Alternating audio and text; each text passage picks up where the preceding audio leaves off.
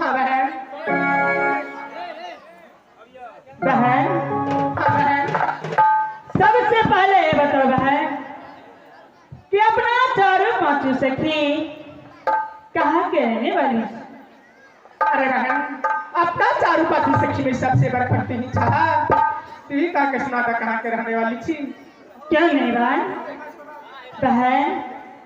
अपना चारों पांचों सखी मृत भुवन के रहने वाली है बहन। क्यों नहीं? जब चारों पांचों सखी मृत भुवन में जन्म ली, जब 4-5 साल की चारों पांचों सखी हुई, उस दिन से शिवबाग के मंदिर में पूजा करने के लिए जाती थी। लेकिन आज चारों पांचों सखी को रमन चमन में लेट चुकी है। कहा अपना चारों पांचों सखी कहाँ के रहने वाली है ये मालूम नहीं है बात।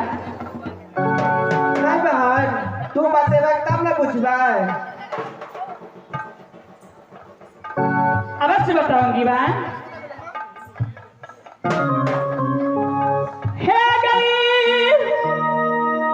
जिला माधा बनी बहिनिया है, खाना लगे फूला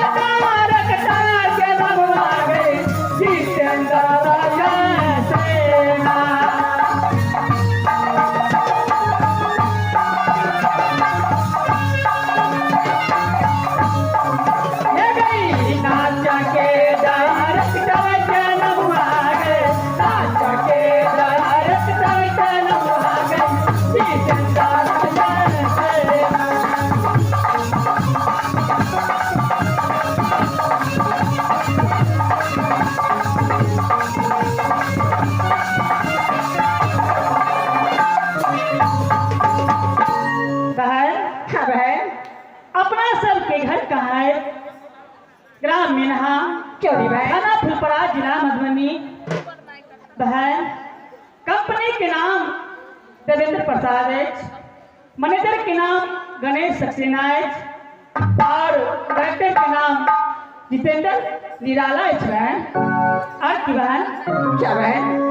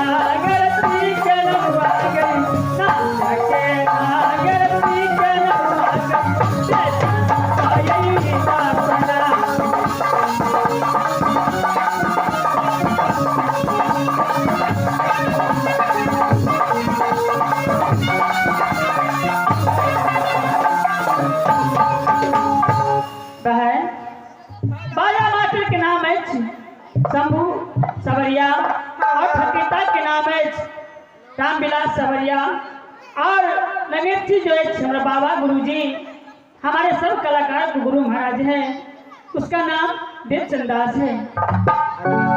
बहन हाँ बहन। कि चारों पांचों सखी मिल करके चलो शिवा के मंदिर में पूजा करने के लिए बहन। हाँ बहन अब चलो।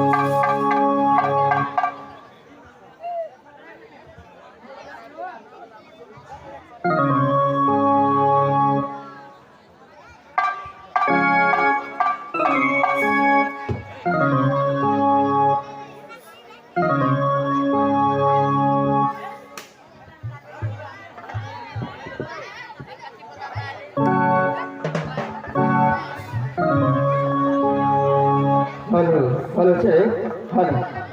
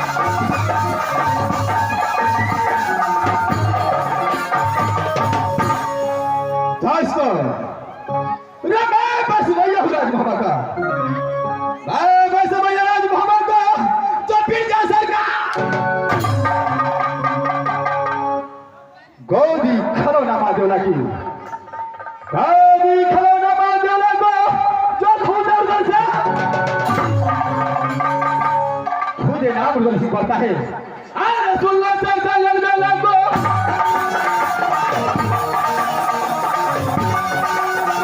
देखो ये लगा तो सुनो बता।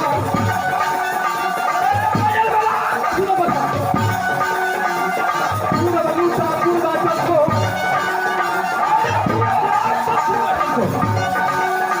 अरे पछ बलूसा जिला लगा।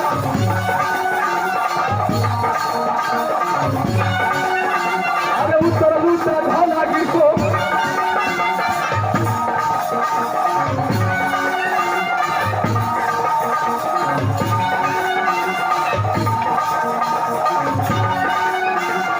सात बार दिल्ली को लूटा। ये 7 बार दिल्ली को लूटा। अरे जरा कपीली दिया बजा। अरे जरा कपीली दिया बजा। ये दिया लूटा बेटिया लूटा। ये दिया लूटा बेटिया लूटा। अरे खाने लूटा नागपुर को। अरे ये करा लूटा याग लगा। ये करा लूटा याग लगा। अरे ढोल बजा सोरी को लूटा। ये ढोल बजा सोरी को लूटा। अरे बाप रे बोलिया सब है।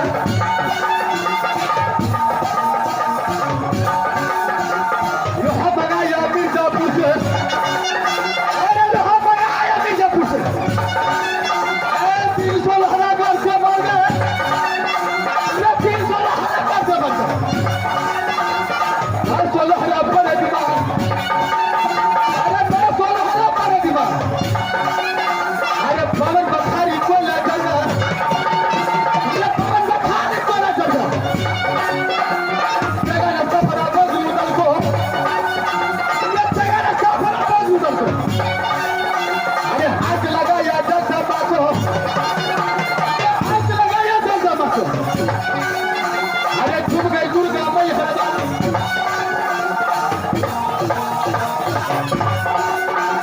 सात बहिन का भाची था। ये 7 बहिन का भाची था।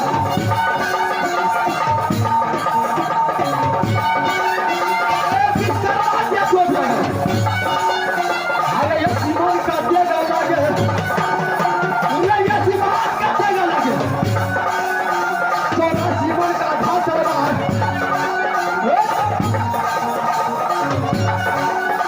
अरे जब ध्यान से देगा खींचा।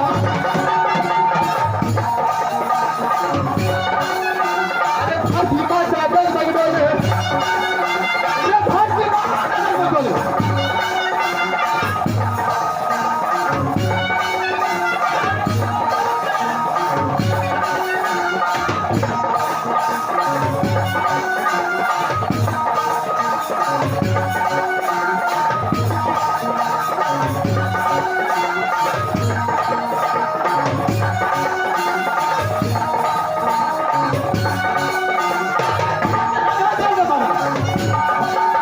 अरे किसने धरा दल में मारा। 360 फबुरी कर दिया। अरे 360 फबुरी कर दिया। अरे बुरी बुरी पाटा बन बोले। ये बुरी बुरी पाटा बन बोले। अरे बुरी हागे जोजी तहा घुसे। अरे बुरी हागे जोजी तहा घुसे।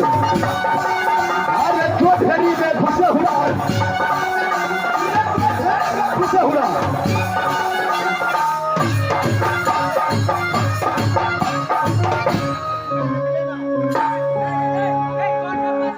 दोस्तों, रारा की बेटा साहब में। रारा का बेटा साहब में। रे बाटिया चलो। अन्न कर झगड़ा पैसा खोजे। अन्न कर झगड़ा पैसा खोजे। रे चल तो चलो। दोस्तों, जिस दिनों से पहली बार भगवान को साथ में दोस्त किया। उस दिनों से न जाने कितना किला लूट कर खाया को। लेकिन आज 6 महीना से बैठे बैठे 6 महीना से बैठे बैठे जो जान महिमा करा पड़ गए।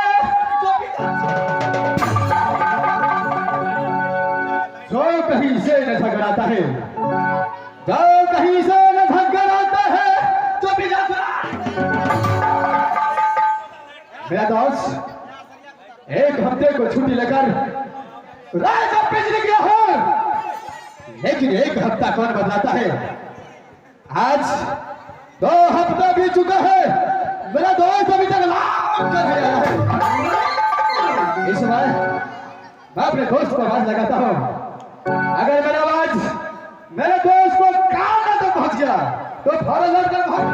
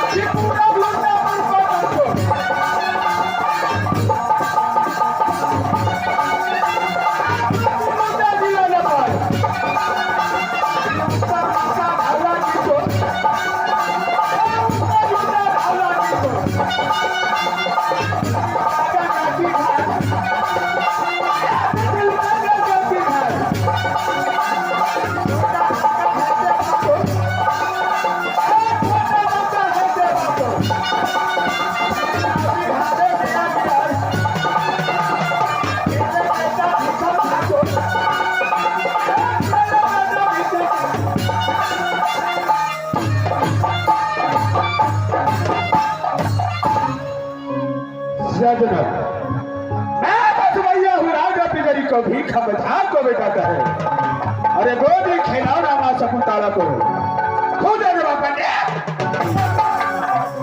अरे लड़ने झगड़ने में जंगीर उदल लड़ने झगड़ने में जंगीर उदल चिल्ला कर अरे लाख या गाड़ी लाख पछाड़ी लाख या गाड़ी लाख पछाड़ी तब तो चले अरे पतरा में जो पिजरी वाला बन गया अरे पोथी पतरा को बतरा में पोथी पतरा को बतरा में आके माना गंगा जी ने बात करके दोस्ती किया वही मोहब्बा वाले उदर्शित का साथ न रात को रात न दिन का दिन समझता है कभी जोरी जोरी का मैं चल करके देखता हूँ राज मोहब्बा के अंदर मेरे दोस्त को कहा ऐसा मुसीबत पड़ गया है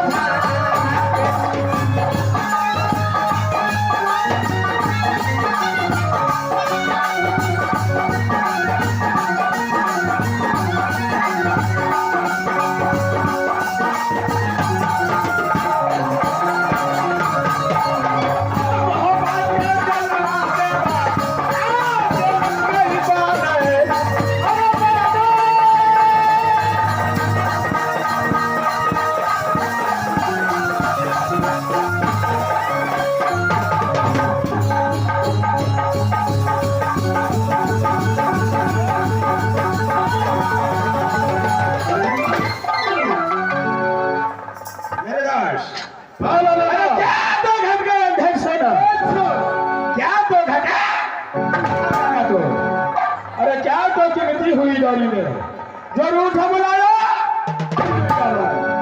अरे बेटा ना तो घटा है ये धन सोना अच्छा ना तो घटा है ये धन सोना ना तो घटा ना तो कीमती हुआ है डोरी में ना तो कीमती हुआ है डोरी में जो रूठ बुलाया क्या कोई चोर चोरी किया है क्या कोई चोरा चोरी किया क्या कोई गुंडा अरे हाल बता दो देवेंद्र को अरे हाल बता दो देवेंद्र को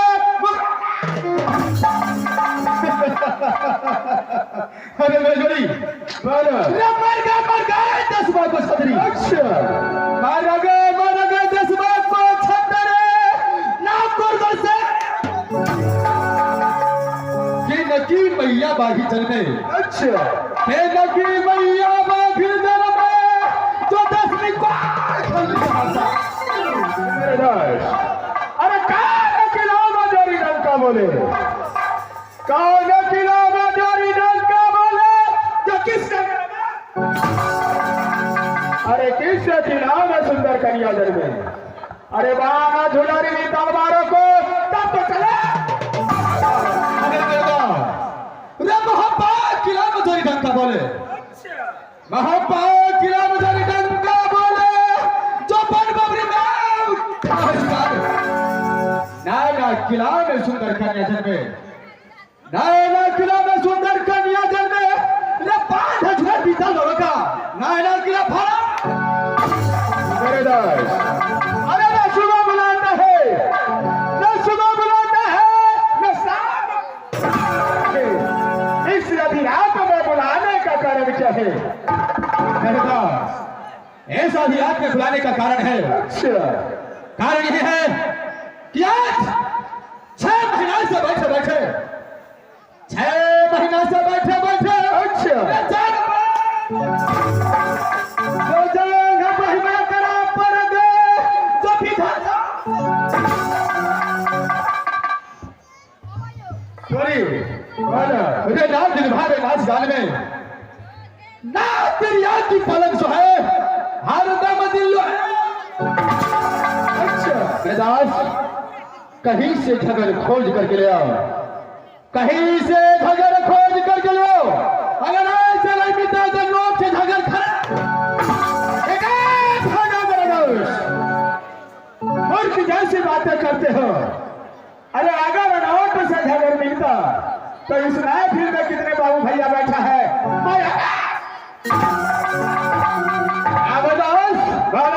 क्या नोट से झगड़ नहीं मिलता है? नोट से झगड़ कनाप नहीं मिलता। तो झगड़ कैसे मिलता है? दास, अरे झगड़ के लिए जब तक रगड़ नहीं कीजिएगा अच्छा, तो झगड़ के लिए रगड़ करना पड़ेगा। क्या नहीं करता दास, रगड़ बस करेंगे। सबसे पहले सगुनिया पाता को उतार करो। अच्छा, देखो किस किला को नाम खुलता है। अगर इस पत्र में किसी किला को नाम खुल गया उस किला को सकना। तुम्हारा विचार है मैं अपने सगुनिया खोल करके देख लूं। क्या और है मेरे? अरे ठीक है, मैं अभी देखता हूँ अपने सगुनिया में किस किला वगैरह है या किस किला।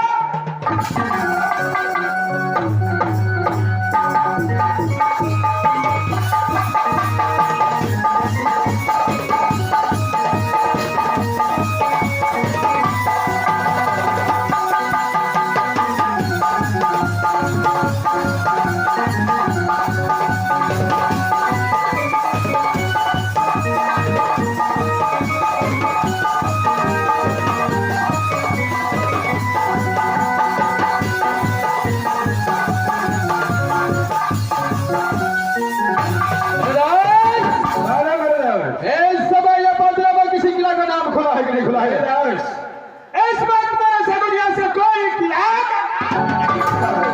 इस पत्र में कोई किला को नाम नहीं खुला है। नहीं सब ये पत्र में किसी किला को नाम नहीं खुला है तो पत्र रखना बेकार है। पत्र को फेंको किसी गल से। अरे झगड़ा किस लिए नहीं मिला वो बात तो पूछा नहीं और पत्र को कचरे में किस लिए झगड़ा नहीं मिला है? देखो मेरे दोस्त, अरे झगड़ा इसलिए नहीं मिला है, अरे आप करने में सत्संग मिलता है, अरे पशु पक्षी करता है। इस वक्त नहीं है लड़ने झगड़ने का मेरे दोस्त। क्या इस समय लड़ने झगड़ने का नहीं है? नहीं मेरे दोस्त। तो क्या करना चाहिए? मेरा विचार है यहाँ से दोनों दोस्त मिल करके शिवसार में फरका चलना चाहिए। अरे खेल कूद करेंगे पीछा छोड़ा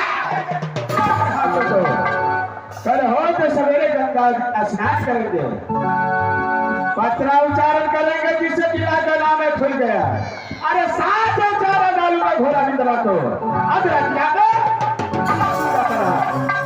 अरे हो तो सवेरे डाका डालूंगा किला को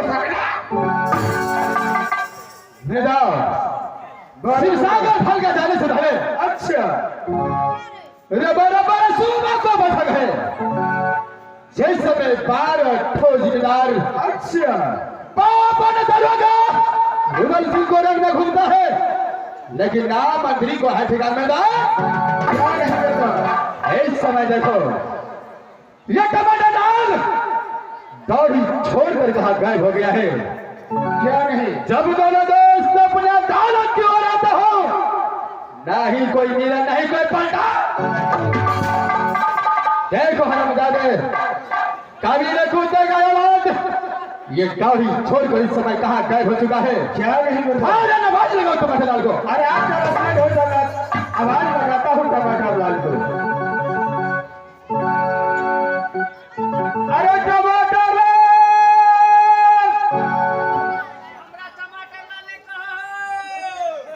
अरे किस लिए यानी तुझे टमाटर लाल कहो तो कोई खटमिट्ठी बना करके खा जाएगा। अरे तुम्हारा दोस्त का नाम ऐसे पुकारता हो चलो सुपारी लो।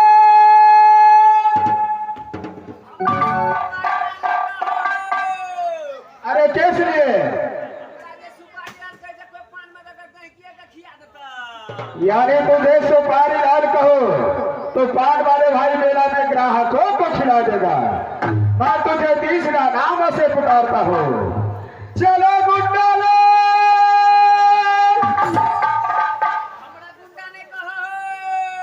अरे कैसे नहीं होगा उधर?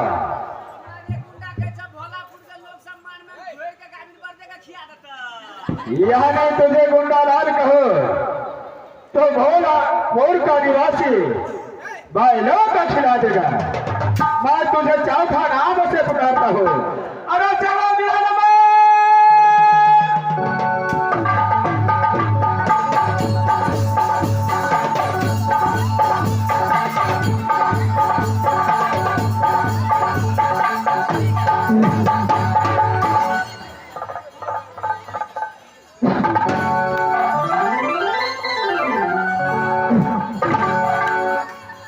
मास्टर ये कथी है?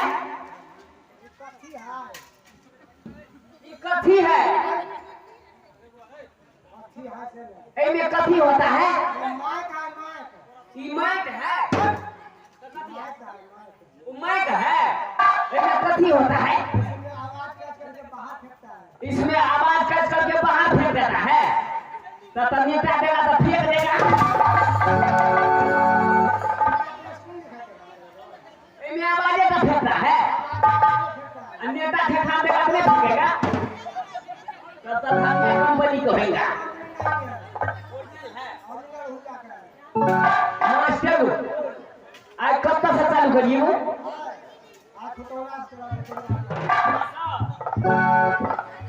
आज खुदोना से चालू कर दिया। मास्टर कहीं पकड़ के साथ ओ हमारा सोर का पकड़ सोर के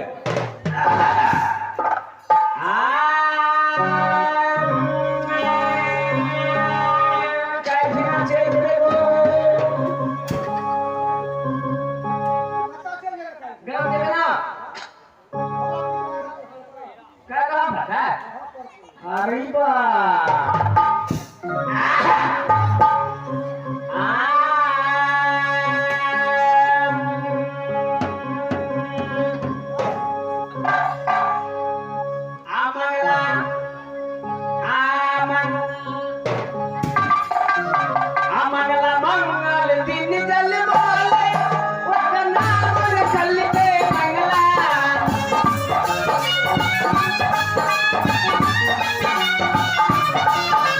मंगल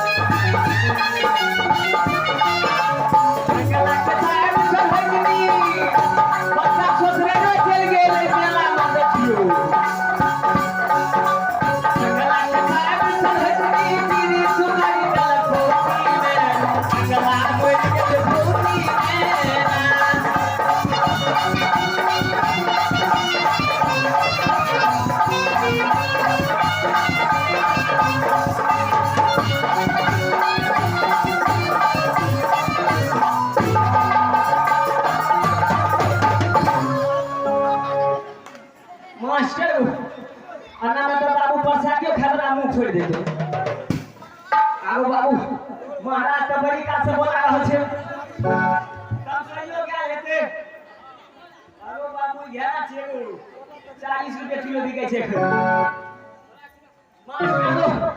तब तार जाइए फटे महाराज के पास आ गया थे मैं तो रास्ते से जा रहा था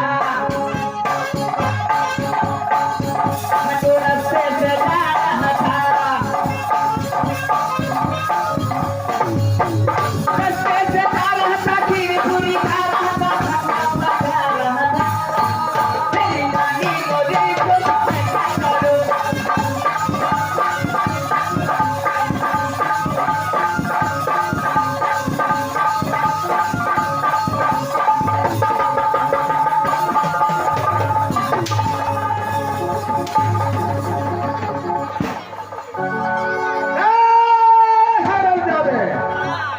चलो इधर क्यों नहीं आएगा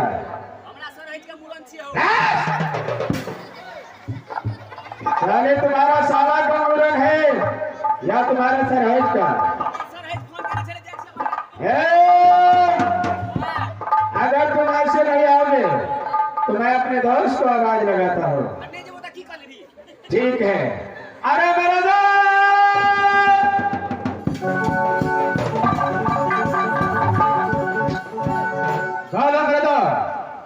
अरे कैसा टमाटर डाल रखा है इतने देर से मैं आवाज लगाता हूँ हरामजादे कुत्ते कमीने का औलाद अभी तक नहीं आया है क्या अभी तक टमाटर वापस नहीं आया है अरे नहीं आया है आप जरा सा